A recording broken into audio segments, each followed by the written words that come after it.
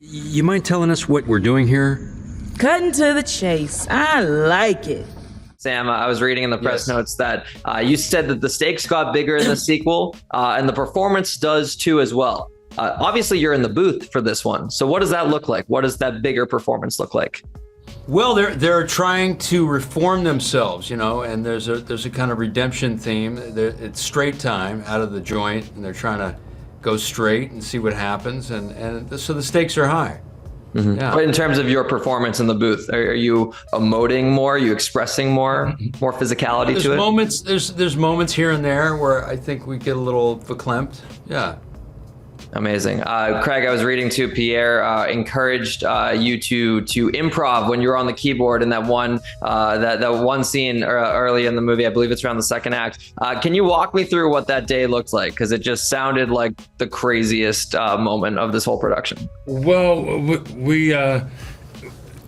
were like, "Yo, you're not gonna do a bunch of dialogue today," and they gave me a keyboard, and it just was like, basically Baptist preacher.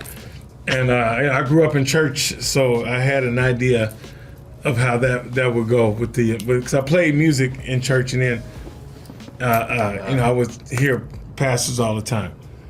So yeah, I come from that life, basically. Yeah, you crushed it. When I found out that was actually you on the keys, I was like, damn, there's layers to this game right now.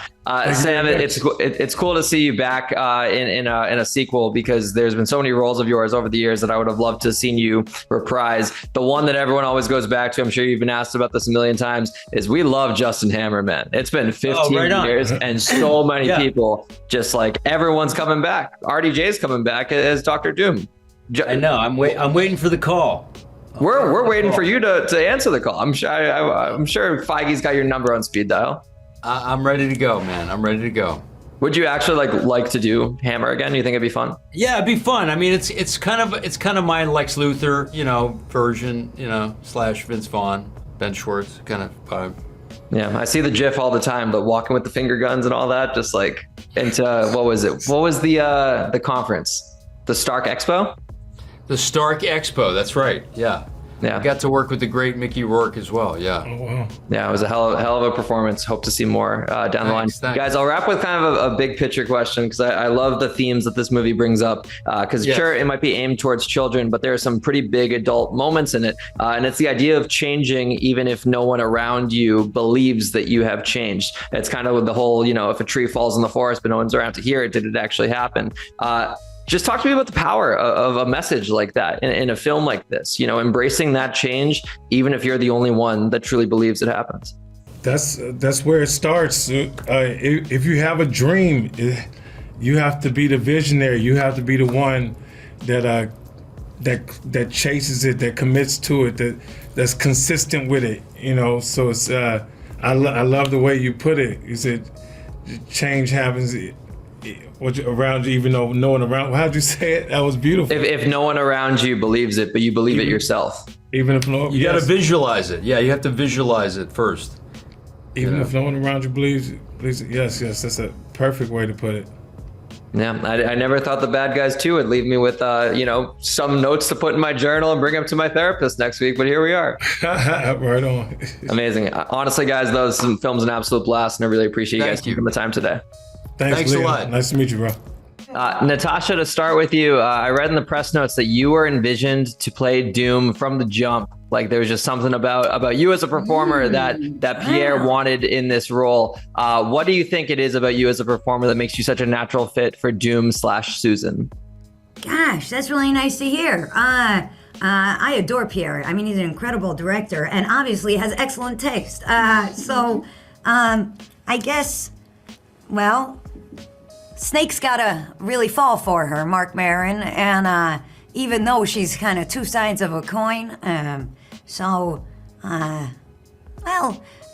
had men in my life who've had to deal with that, a little bit of both, aren't we all?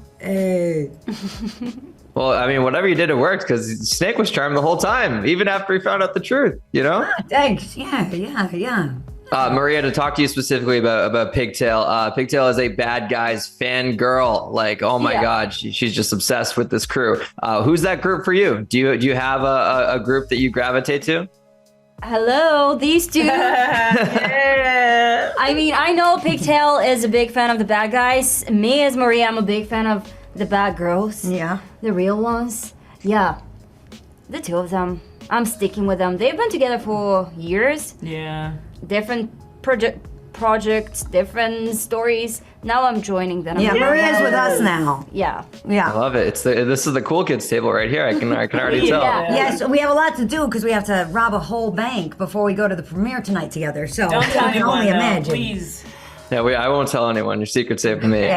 Danielle, the best villains are the ones who are the heroes of their own stories. And I was reading too that your portrayal of Kitty Cat, there's some layers behind this character. It's not necessarily a one-note mustache twirling villain, if you will. What is your motive for Kitty Cat? What is the origin you put on this character?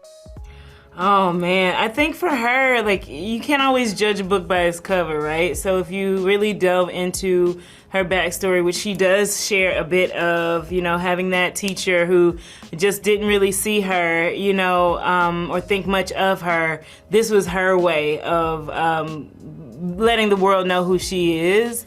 And so it's been a lot of fun getting to dive into her. I took inspiration from Christoph Waltz in Inglourious Basterds, which was recommended by our wonderful director. And what a wonderful suggestion it was, because it was so much fun to kind of add that into Kitty Cat in a mature way. So I was excited about getting to portray her. Yeah, I never thought Inglourious Basterds would be on the bad guys mood board, but here we are. That's wonderful to hear. I'll wrap with this really quick. Natasha, I've seen a lot of you this week because I just saw Fantastic Four on Monday. Congrats on the MCU debut. And something I love too is you're playing an original character, Rachel Rosman in this one. How does it feel to originate a character in such a fantastical world? Oh, I mean, it's just awesome. And I go way back with Evan Moss-Baccarat. I was old roommates with his wife, Elena. So it's just been a real joy to get to work with him. And I love those people. It's pretty amazing what goes on over there. Yeah, I mean, it's. I think there's some butterflies with what I've seen from the movie. I can't say much more until it hits. Yeah, I mean, the film is extraordinary. So I'm very proud of it. Oh, seeing it in IMAX, oh my God, it was an absolute spectacle. But this film is also a ton of fun. I'm obsessed with the Bad Guys franchise, and I'm bugging Pierre about doing a third movie. So hopefully we get this franchise for many more years to come. Thank you all for your time today. Thank you so much. I'm very hands-on, especially when someone tries to frame my friends